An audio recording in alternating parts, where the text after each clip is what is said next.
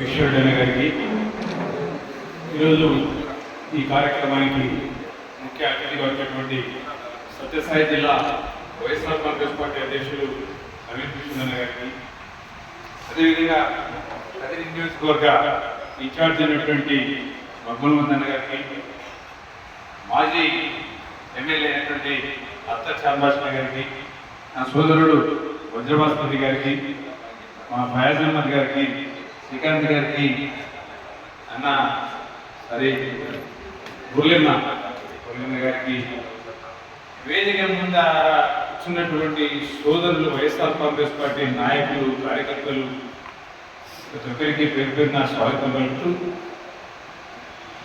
ఈ సభని అన్న జిల్లా అధ్యక్షుల వారిగా ముందే చెప్పి ఉంటే, కొద్దిగా ఇన్ఫార్మ్ చేసి ఉంటే, ఈ 50 మందో 100 మందిలో కాకుండా నీ ముందర కొన్ని వేల మంది కూర్చొని మా మనకు పెట్టుకుంటారు అన్న కార్యకర్తలకి మీరు దశ నిర్దేశం చూపించి మేము మీకు అండగా ఉన్నాము అని చెప్పేదానికి భారీ వేదిక కార్యకర్తలు మీటింగ్ పెట్టి చెప్పింటే బాగుండేదేమో. నాకు తెలిసి సాక్షాత్తు నాకు కూడా ఇప్పుడు ఇన్ఫర్మేషన్ లేదు ఇక్కడ మీటింగ్ ఉన్నట్టు.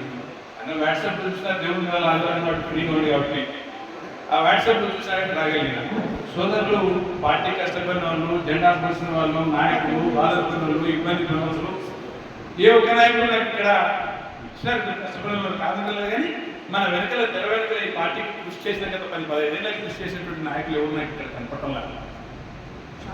ఇలాంటి వాతావరణాన్ని కాకుండా భవిష్యత్తులో అయినా మనం ప్రతి కార్యకర్తకి ఇన్ఫార్మ్ చేసి తెలియజేసి, ఇది నీ పార్టీ యొక్క మీటింగ్, నువ్వు లేకుండా జరగదు, ఇక్కడ నువ్వు రావాల్సిందే, నీ బాధ్యత అది, నిన్ను పిలవాల్సిన బాధ్యత మాది అని చెప్పి పార్టీకి, కార్యకర్తలకి, ఓటర్కి మధ్యన మన ఇన్ఛార్జ్ అయినటువంటి వ్యక్తి అనుసంధానకర్తగా కొంతమందిని పెట్టి వాళ్ళ ద్వారా సంకేతాన్ని పంపించి, ఎందుకంటే వేల మందికి మీరు ఫోన్ చేసే పరిస్థితుల్లో లేరు, ఉండలేరు కూడా, మీ కింద మీ ప్రతినిధులను పెట్టి వాళ్ళ ద్వారా కార్యకర్తలకు తెలియజేసి, కార్యకర్తలందరూ వేలాదిగా ఏకమై మాకు ఎన్నేం జరిగింది, మేము కలిసికట్టుగా ఉన్నాం, మేము ఎగిరేసిన జెండాలు తిరిగేసి కర్రలు పైకి ఎత్తిన రోజున ఏ ఒక్కడు మా మీద దాడి చేయలేడు, మేము వేలాదిగా మేము కార్యకర్తలుగా మీ పార్టీకి ఓ సంకేతం ఇచ్చిన బాధ్యత మన మీద ఉంది. కాబట్టి వైఎస్ఆర్ కాంగ్రెస్ పార్టీ కదిరి నియోజకవర్గ కార్యకర్తలందరినీ ఏకం చేసి ఒక రోజున భారీ మీటింగ్ పెట్టుకునే కార్యక్రమం చేద్దామన్నా జిల్లా అధ్యక్షుల వారికి పిలిపిస్తాం,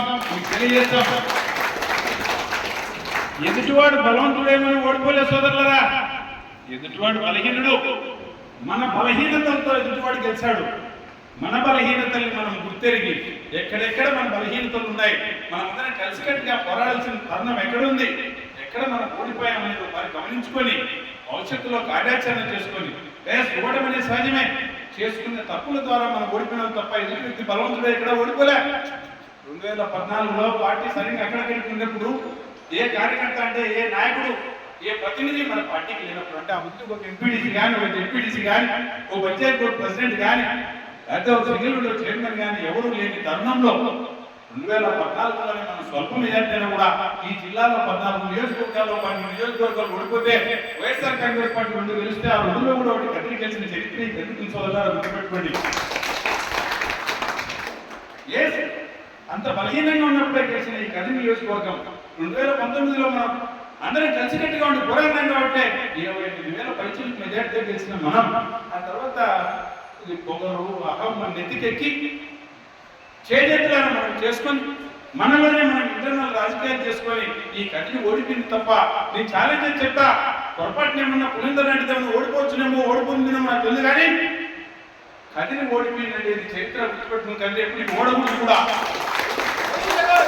కారణం అలాంటి బలమైన ఈక్వేషన్ ఇక్కడ ఉంది సోదరులరా. ఇప్పుడు కూడా మనం స్వల్పమైన మెజారిటీ, కేవలం 6,000 ఓట్లు, ఒక 3,000 ఓట్లు తిరగబెట్టి మనం గెలిచే పరిస్థితి అని చేతులారా చేసుకున్నాం. బయలుగా చెప్పే విషయాలు కాదు ఇవన్నీ. ఓ రోజు మనందరం కూర్చున్నాం, సమీక్షించుకుందాం, ఎలా ముందుకు పోవాలో తెలుసుకుందాం. మనం బలహీనులమైతే కాదనేది గుర్తిరిగే దానికోసమే నేను మీకు చెప్తున్నాను తప్ప, వాళ్ళ అవతల బలవంతులు, మన బలహీనులు, మనం భయపడాల్సిన అవసరం ఎక్కడా లేదు. ఇక్కడ మీకు అండగా బ్రహ్మాండమైన నాయకులు, పార్టీ కోసం త్యాగం చేసే కార్యకర్తలు, ఊరున వందలాది మందిగా కార్యకర్తలు మన కోసం వెయిట్ చేస్తున్నారు సోదరులారా. పొరపాటు ఎక్కడ జరిగింది, ఎన్నికలు ఎప్పుడు వస్తాయి, ఇంకా రావాలని ఆతృతతో మన కార్యకర్తలు ఎదురు చూస్తున్నారు. మన ప్రతాపం చూసడానికి, మన కసి తీసుకునేదానికి వెయిట్ చేస్తున్నారు. మళ్ళీ ఎన్నికలు ఎప్పుడు వస్తాయని చెప్పి. అలాంటి తరుణంలో కార్యకర్తలు ఏ ఒక్కరు కూడా మాకెవరూ లేరనే పొరపాటు కూడా మీరు భావించద్దండి. ప్రతి క్షణం మేము వెంట ఉన్నాం. గుర్తుపెట్టుకుని సోదరులారా, భారతదేశ ఎన్నికలైన తర్వాత, మన సార్వత్రిక ఎన్నికలైన తర్వాత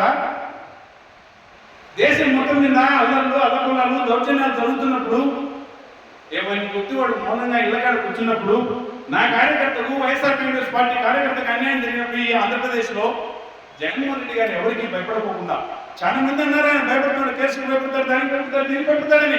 ఎక్కడా భయపడలేదు. ఎవరికి ఎక్కడ అనుకువగా ఉండాలని ఉంటూ, ఎవరికి ఎక్కడ గౌరవించాలని అక్కడ గౌరవిస్తూ, ఆంధ్రప్రదేశ్లో మాకు అన్యాయం జరిగింది, ఎవరు ఏమైనా నా మీద ఖర్చు తెచ్చుకోవచ్చు కాక నేను మాత్రం ధర్నా చేస్తానని చెప్పి, నేను మాత్రం ఈ భారతదేశం యావత్తు తెలియజేయాలి. ఆంధ్రప్రదేశ్లో జరుగుతున్న కార్యకర్తల మీద జరుగుతున్న దౌర్జన్యాన్ని మీ కూటమి చేస్తామని చెప్పి వెలిగెత్తి చాటే దానికి ఢిల్లీలో పోయి సభపెట్టి నేషనల్ పత్రికలని వెలిగెత్తి చాటే. ఇది ఇక్కడి సాహసం. ఇది ఒక నేషనల్ పార్టీ మీద, బీజేపీ మీద, తెలుగుదేశం మీద, జనసేన మీద మీ కూటమిని దౌర్జన్యాలు చేస్తానని చెప్పి ఢిల్లీకి పోయి, ఢిల్లీలో సభ పెట్టి, ఇవి మీరు చేస్తున్న రాజకీయాలు అని చెప్పి అక్కడ స్క్రీన్ మీద డిస్ప్లే చేసి యావత్ భారతదేశానికి, ఆంధ్రప్రదేశ్లో జరుగుతున్న అన్యాయాన్ని, దౌర్జన్యాన్ని వెలిగెత్తి చాటే కార్యక్రమం. అప్పుడు తెలుసుకుని భారతదేశంలో ఉన్న ఇతర పార్టీలు, రీజనల్ పార్టీస్, నేషనల్ పార్టీస్ నాయకులు అప్పుడు తెలుసుకున్నారు, జగన్ అంటే ఇంత ధైర్యస్తురా. ఎన్నికలు జరిగిన తర్వాత ఏమన్నా అనుకోండి, మీరు ఎన్నో కేసులు అనుకోండి, మళ్ళీ మా జగన్ జైలు పంపిస్తారు అనుకోండి, ఏమనుకున్నా దేనికి కూడా భయపడే ప్రసక్తే లేదు. నా కార్యకర్తకు అన్యాయం జరిగినప్పుడు, నా పార్టీ కార్యకర్తకు అన్యాయం జరిగినప్పుడు నేను దేశవ్యాప్తంగా తెలియజేసేటందుకు ఢిల్లీకి వచ్చి నేను ధర్నా చేస్తానని చెప్పి ధైర్యంగా అసోపేతంగా ఢిల్లీలో కూర్చొని మా కార్యకర్తలకి అన్యాయం జరిగిందని చెప్పి ఇప్పుడు తెలిసిపోయింది. భారతదేశం మొత్తం మీద ఆంధ్రప్రదేశ్లో దౌర్జన్యాలు, అరాచకాలు, ఇంత దౌర్జన్యాలు జరిగాయా అని చెప్పి యావత్ దేశానికి చాటి చెప్పే కార్యక్రమం ఢిల్లీలో జరిగింది. గుర్తుపెట్టుకుని సోదరులారా, ధైర్యస్తుడు, కార్యకర్తలకు అండగా ఉండేవాడు, పార్టీని బలంగా నడిపేవాడు, మనకు అంత పెద్ద నాయకుడు మన జగన్మోహన్ రెడ్డి గారు ఉండగా మనం ఎక్కడా భవిష్యత్తు నుంచి ఆందోళన పెట్టుకోవాల్సిన అవసరం లేదు. ఏ ఒక్క పార్టీ అలయన్స్ ఉన్నా లేకపోయినా, ఏ ఒక్క వ్యక్తులు మనం వ్యతిరేకించినా, ఏ దుష్ట శక్తులు మనం వ్యతిరేకించినా, ఏ ప్రింట్ విజన్ మీడియాను మనం వ్యతిరేకించినా, ఆ జగన్మోహన్ రెడ్డి గారి నాయకత్వంలో, ఆయన సాహసోపేతమైన నిర్ణయాల్లో, ఆయన కష్టపడే తత్వంలో నాకు నమ్మకం ఉంది. రేపు 2029 ఎన్నికలు వస్తే ఏ విధమైన రిజల్ట్ ఉన్నాయో, ఏ విధంగా నా కార్యకర్త పోరాడతారో, ఏ విధంగా జగన్మోహన్ రెడ్డి గారు ధైర్యంగా ముందుకు పోతారో అనే దాని మీద ఎక్కడ ఇంత కూడా నాకు ఇబ్బందికరంగా కనపడటం లేదు. రాబోయే మందే రాజ్యం. కారణం, గతంలో ప్రజలకు వచ్చిన మాట ప్రకారం ప్రతి మాట నిలబెట్టుకుని ఎన్నికలకు వెళ్ళాం. మాట తప్పుంటే మాకు ఓటేదని చెప్పాం. కానీ ఇక్కడ లోపం జరిగింది. చిన్న తప్పిదాలు మనలో ఉన్నాయి, చాలా లోపాలు ఉన్నాయి. ఆ లోపంతోనే మనం ఓడిపోవడం జరిగింది. ఆ లోపాలను అతిక్రమిస్తాం. ఏ పార్టీ అయితే, ఇప్పుడు ఏ కూటమి అయితే ఒక మేనిఫెస్టో సూపర్ 6 అని రిలీజ్ చేసి అప్పుడే చూచాయిగా చెప్తున్నారు వాళ్ళు, మేము ఇయ్యం అని చెప్పుకోకుండా చూచాయిగా చెప్తున్నారు, ఈ బడ్జెట్లో, ఈ గల్లాపెట్టలో ఏమీ లేదు, సున్నా ఉంది అని చెప్పి. గతంలో మీరు మాకు అప్పచెప్పిపోయేటప్పుడు ఏమైనా బడ్జెట్లో ఏమైనా 1000 కోట్లు పెట్టినారా? మీరు కేవలం 100 కోట్ల రూపాయలు పెట్టినారు. పోనీ మీరు 100 కోట్లు పెట్టినారు, మీరు అప్పులు పాలు చేసినారు ఈ రాష్ట్రాన్ని. ఈ గల్లాపెట్టలో ఏమీ లేదు, ఈ బడ్జెట్ డబ్బులు లేవు రాష్ట్రంలో, నీ చేయలేని హెచ్చరికపు మాటలు ఎప్పుడైనా జగన్మోహన్ రెడ్డి గారు మాట్లాడినారా? మాట కూసాను, మాట నిలబెట్టుకుంటాను, సాగుకైనా సిద్ధం. కానీ ప్రజలకు మాట ఇచ్చిన మాట ఇంటికి తీసుకొని చెప్పి 5 ఏళ్ళు బ్రహ్మాండంగా భావించిన మా జగన్మోహన్ రెడ్డి ప్రజలకు ఎక్కడ మోసం చేయలేదు. చెప్పిన మాట నిలబెట్టుకున్న వ్యక్తికి చిన్న చిన్న పొరపాటుతో మన ముందు ఓడిపెట్టచ్చు కాక ఇన్ని మాటలు ఇచ్చిన ఈ పార్టీ అప్పుడే మన కళ్ళ కనబడుతోంది. పల్లెల్లో మహిళలు మాట్లాడుకుంటూ ఉన్నారు, ఇదే మా జగన్మోహన్ రెడ్డి గారి నుంచి ఈ పార్టీ మా అకౌంట్లలో చెప్పిన మాట ప్రకారం డబ్బులు పడుతూ ఉండే. అప్పుడే ఎప్పుడు పడతారో మాకు తెలియదు, ఇస్తారో ఎవరో తెలియదు, ఏ సంవత్సరం వస్తుందో మరో సంవత్సరం వస్తుందో మాకు తెలియదు. అప్పుడే వీళ్ళు బీదర్పులు అనుకోవడం మొదలు పెట్టినారు. ఇది చంద్రబాబు నాయుడు గారి యొక్క సహజ నైజం కదా. ఏదైనా ఒకటి ఇవ్వకూడదు అనుకుంటే కనుక ఓ శ్వేతపత్రమో సాకుపత్రమో రిలీజ్ చేసి ఈ రాష్ట్రం అప్పులలో ఉంది, ఇక్కడ బడ్జెట్ లేదని మీకు తెలియదా? ఎన్నికలకు పోయే ముందు ఈ రాష్ట్రం అప్పులలో ఉండేది మీకు తెలియదా? అప్పుడు మీరు కూడా కూర్చున్నారు కదా, ఈ జగన్మోహన్ రెడ్డి గారు జీతపత్యాలు కూడా ఇవ్వలేరని. మేమైతే 5 ఏళ్ల పాటు ఏ ఒక్కరోజు కూడా క్రమం తప్పకుండా క్యాలెండర్ ప్రకారం సంక్షేమం ఇచ్చింది కదా మా పార్టీ, మా ప్రభుత్వం ఇచ్చింది కదా. ఈ పొద్దు మరి ఎందుకు వచ్చి మీరు రేపు సంవత్సరం చూస్తాం, ఎల్లుండి సంవత్సరం చూస్తాం అని మీరు ఇచ్చిన మాట ప్రకారం సంక్షేమ కార్యక్రమాల్లో మీరు పోస్ట్పోన్ చేస్తున్నారు. ఓ సంక్షేమ కార్యక్రమాలు కాదు సోదరులరా. ఇచ్చిన మాట ఏ మాట నిలబెట్టుకునే వ్యక్తి కాదైనా. మీరు చూస్తారు కూడా ప్రజల అభిమానాన్ని కానీ విశ్వసనీయతని కానీ అతను చురుకునలేడు కూడా. అభిమానానికి విశ్వసనీయతకు అది ఏదైనా చిహ్నం ఉందంటే అది రాజశేఖర గారి కుటుంబం, రాజశేఖర గారు, జగన్మోహన్ గారు తప్ప ఇంకా ఏ ఒక్కడు దాన్ని లాక్కోలేరు కూడా. గుర్తుపెట్టుకుని సోదరులరా, పొరపాటు జరిగింది, ఓడిపోయింది వాస్తవం, దాన్ని యాక్సెప్ట్ చేస్తున్నాం. ప్రజాస్వామ్యంలో ఓటమిని ఏ సాకును పెట్టకుండా గౌరవంగా స్వీకరిస్తున్నాం. ఓడిపోయినాం, మీకు టైం ఇస్తున్నాం, ఇంకొక 6 నెలలు సంవత్సరం పాటు వెయిట్ చేస్తాం. మీరు ఇచ్చిన ప్రతి మాట నిలబెట్టుకున్న దానికి మీకు టైం వెసులుబాటు ఇస్తున్నాం. ఈ 6 నెలల సంవత్సరంలో మీరు ఇచ్చిన మాటను నిలబెట్టుకునే కార్యక్రమం చేయమని చెప్పి ప్రభుత్వానికి చెప్తా ఉన్నాం. మీరు ఇవ్వలేనప్పుడు మీరు ఏ మాటలు చెప్పారు, ప్రజలకు ఏ మాటలు చెప్పి ఏ మాట చెప్తున్నారో అప్పుడు మీ పల్లెలకి వెళ్ళి, రోడ్లెక్కి, ఊర్లెక్కి చాటి చెప్తాం ప్రజలకి. ఇదిరా మీరు చూసిన పూత, ఇదిరా మీరు చెప్పిన వాగ్దానాలు. ఈ వాగ్దానాలు మీరు నిలబెట్టుకోలేకపోతున్నారని చెప్పి ఆ రోజు ధర్నాలు, ఉద్యమాలు స్టార్ట్ చేస్తాం. సోదరులారా, గెలిచినప్పుడు ఎక్కువ మనకు పని లేదు. ఓడినాం, 116 మార్గాలు కనపడుతున్నాయి. విజయం ఒక్క మార్గమే చూపిస్తుంది, ఓటమి 100 మార్గాలు చూపిస్తుంది. ఓడిపోయినప్పుడు మనకు పని ఉంటుంది, చేతి నిండా పని ఉంటుంది. ఈ 4 ఏళ్ళు 5 ఏళ్ళు ఉద్యమాలలో సోదరులారా గుర్తుపెట్టుకోండి, నాయకులారా గుర్తుపెట్టుకోండి, కార్యకర్తలారా, ఓటర్లారా, మేము ముందు నడిపిస్తాం. ఒక పైసా మీ నెత్తిని ఖర్చుపడకుండా నడిపించేది సిద్ధంగా ఉన్నాం. నాయకులు కూడా మీరు సిద్ధంగా ఉండండి పోరాటానికి. కాకపోతే వెసులుబాటు ఇవ్వాలి వాళ్ళకు కూడా. ఇప్పుడే రాజ్యాధికారంలోకి పాలనలోకి వచ్చిన వాళ్ళకి 6 నెలల్లో సంవత్సరం టైం ఇద్దాం. ఎంత మటుకు వాళ్ళు ఇవన్నీ బేరీజ్ చేసుకొని ప్రజలకు ఏ సంక్షేమ మేలైన కార్యక్రమం ఈ ప్రభుత్వాన్ని ఎంత నేలుగా నడిపిస్తారో అందరం అబ్జర్వ్ చేద్దాం. ఆ తర్వాత నువ్వు మాట తప్పిన రోజున, పద్ధతిగా నడవని రోజున నిన్ను ఎలా పద్ధతిగా నడిపించాలనో మీ ప్రతిపక్షంలో మేము చూపిస్తాం.